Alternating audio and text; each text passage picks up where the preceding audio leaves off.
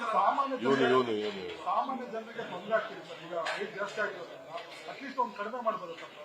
ಇಲ್ಲ, ಬೇರೆ ರಾಜ್ಯಗಳಿಗಿಂತ ಕಡಿಮೆ ಇದೆ, ಬಿಜೆಪಿ ಸರ್ಕಾರಗಳಿಗಿಂತ ಕಡಿಮೆ ಇದೆ. ಬಿಜೆಪಿಯವರು ರಾಜಕೀಯಕ್ಕೋಸ್ಕರ ಮಾಡ್ತಾ ಇದ್ದಾರೆ.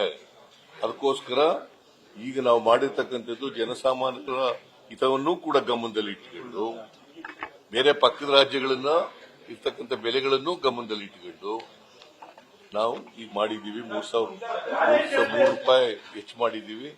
ಅದೇನು ದೊಡ್ಡ ಹೊರೆ ಏನಲ್ಲ. ಜನ ಇಲ್ಲ, ಬಿಜೆಪಿಯವರು ಮಾಡ್ತಾ ಇರೋದು, ನೀವು ಮಾಡ್ತಾ ಇರೋದು. ಈಗ ಚುನಾವಣೆ ಆದ ನಂತರ ಈ ಏರಿಕೆ ಆಗಿದೆ, ಮತ್ತೆ ಬೇರೆ ಏನೆಲ್ಲ ಹೆಚ್ಚಳ ಆಗತ್ತೆ ಅಂತ ಒಂದು ಆತಂಕಗಳಿದೆ. ಏನು ಆತಂಕ?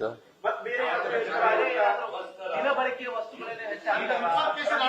ನೋಡಪ್ಪ, ನಾವು ಎಲ್ಲಿ ಜನರಿಗೆ ತೊಂದರೆ ಆಗದ ರೀತಿಯಲ್ಲಿ ಈಗ ರಿಸೋರ್ಸಸ್ ಅನ್ನ ಮೊಬಿಲೈಸ್ ಮಾಡತಕ್ಕಂಥ ಪ್ರಯತ್ನವನ್ನ ಮಾಡಿದ್ದೀವಿ.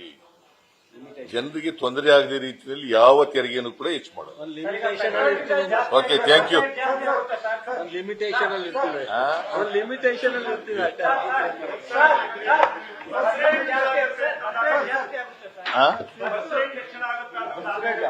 ಯಾವುದು ಬಸ್ ದರ ಯಾವಾಗ ಹೆಚ್ಚು ಮಾಡಿದ್ದದು ಗೊತ್ತೇ ನಿಮ್ಗೆ? ಅಲ್ಲ, ಯಾವಾಗ ಹೆಚ್ಚು ಮಾಡಿದ್ದದು?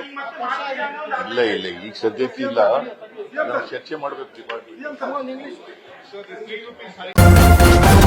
ನ್ಯೂಸ್ ಫಸ್ಟ್, ನಿರ್ಭೀತಿಯಿಂದ ನಿಮ್ಮ ಪರವಾಗಿ.